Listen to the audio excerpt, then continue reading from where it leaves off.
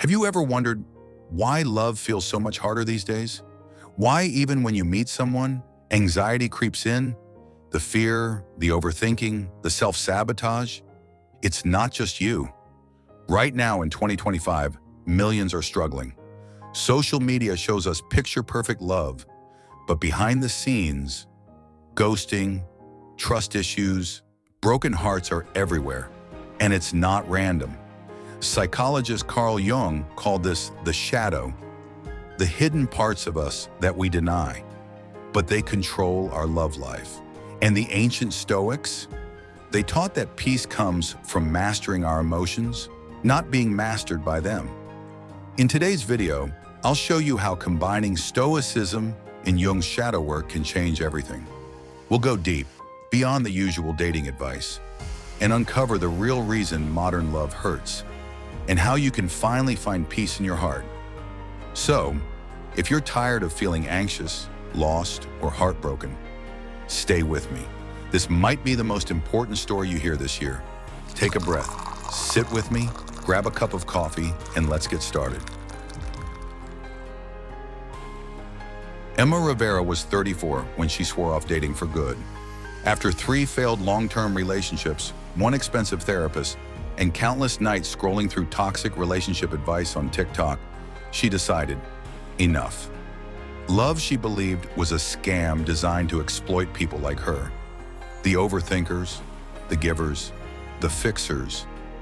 So when her best friend Rachel invited her to a meditation retreat in Sedona, Emma didn't go to find love.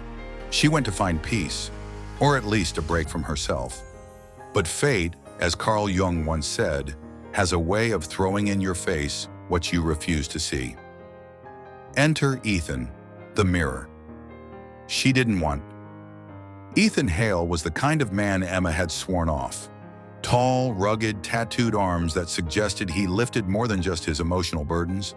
He wore a loose linen shirt and had that calm, penetrating gaze that made people either feel safe or exposed. They met during a group exercise called Shadow Work in Relationships. The people who trigger you, the facilitator explained, are mirrors reflecting your own rejected parts. This is your shadow. Emma rolled her eyes. She didn't come here for pseudopsychology, but when Ethan partnered with her, looked her straight in the eyes and said, "What do you fear most in love?" She froze.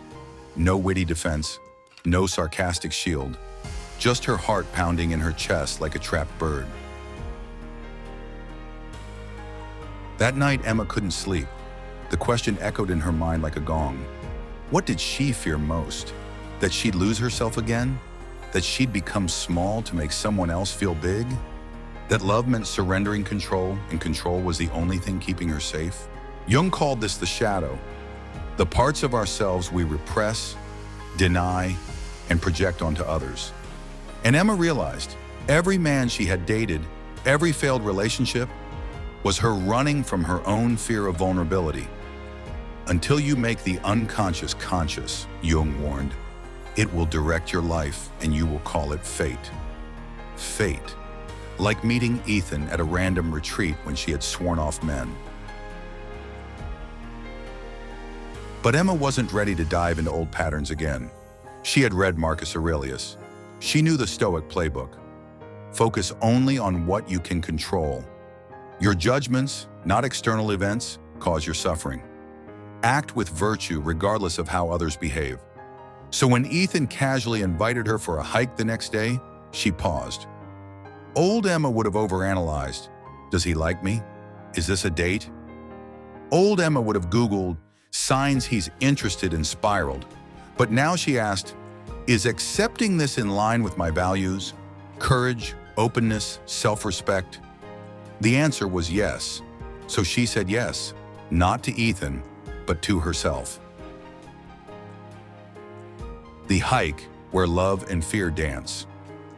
They hiked up Cathedral Rock in the soft Arizona dawn. The desert air was crisp, and the silence between them felt strangely comfortable. Midway, Ethan shared his story. Divorced, a recovering alcoholic, lost his job in 2020, hit rock bottom, and turned to meditation and Jungian therapy. Emma listened, and for once didn't try to fix judge, or perform. She just listened. "I used to think love was about losing myself in someone else," Ethan admitted. "Now I think it's about standing fully as myself and inviting someone to do the same." Emma's throat tightened, because that's exactly what she feared and desired, to be fully seen. Over the next few days, their connection grew, but so did Emma's anxiety. Late at night, alone in her room, the familiar voices returned. "He'll leave you like the others. You're too much, too needy, too intense. Better to end it before it starts." This is where Jung and the Stoics collided in her heart. Jung would say, "Face these voices, they are your shadow." Marcus Aurelius would say, "These are impressions, not facts. Test them with reason." So Emma wrote in her journal, "Is it true that I'm too much? No, that's an old wound speaking. Can I control whether Ethan stays or goes? No, I can only control my actions. What is the virtuous path? To engage honestly, not from fear." The real test came on the last day of the retreat. Ethan mentioned he was considering extending his trip, but with some friends from out of town. Old Emma flared up inside. "Why isn't he inviting me? Am I just a retreat fling?" See, I knew it. She could feel the storm building, the urge to confront him, to withdraw, to protect herself. But then she remembered Epictetus. If someone provokes you, realize that it is your own opinion that provokes you. And Jung, everything that irritates us about others can lead us to an understanding of ourselves. So instead of reacting, she took a breath and asked herself, what part of me feels abandoned? Is this current reality or an old story replaying? She realized Ethan hadn't rejected her. Her father years ago had, and this wound was still bleeding. With tears stinging her eyes, she didn't accuse Ethan. Instead, she said, "When I heard that, I noticed this fear come up, like I'm being left out. I know it's my stuff, but I wanted to share it honestly." Ethan's face softened. "Thank you for trusting me with that. I wasn't excluding you. I just didn't want to pressure you. But I get how that could feel." The storm passed. No fight, no spiral. Just two people standing in truth. When the retreat ended, they exchanged numbers, but no grand promises. Back home in Denver, Emma kept practicing. She dated Ethan long distance, but more importantly, she dated herself, meaning she kept doing the inner work, journaling when triggered, naming her shadow impulses, choosing stoic virtue over fear-based reactions. Their relationship grew, not because they avoided conflict, but because they used every conflict as a doorway. Jungian shadow work to excavate old wounds, Stoic discipline to choose wise responses. One night during a call, Ethan joked, "You know, this feels less like dating and more like co-therapy." Emma laughed. "Yeah, shadow work plus stoicism equals modern love." Why this story matters and why it's yours too. Emma's story isn't special, it's yours too. If you've ever felt anxious in love, sabotaged a good thing out of fear, projected your wounds onto partners. The truth is, love in 2025 isn't harder because people are worse. It's harder because the noise is louder, and most people aren't doing their inner work.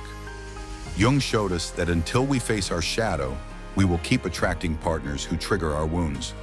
The Stoics showed us that we can't control others, only our own judgments and choices. Together, they offer a map for love that's deeper, calmer, and real. So if you're tired of swiping, ghosting, and repeating the same painful cycles, maybe it's time to try a different path. Face your shadow, Jung.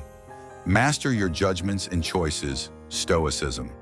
Show up in love not to fix or merge, but to witness and grow. That's what Emma did. And in doing so, she didn't just find Ethan. She found herself. And that, my friend, is the real love story worth living. If this story sparks something in you, a quiet fire, a moment of stillness, or the courage to take one step closer to who you really are, then you're in the right place. We're building a space for thinkers, dreamers, and doers, for those who seek depth in a world full of noise. If that sounds like you, hit the like button, drop a comment to share your thoughts or your own story. I'd love to hear it. And don't forget to subscribe, because this is just the beginning. There's so much more to come. See you in the next one.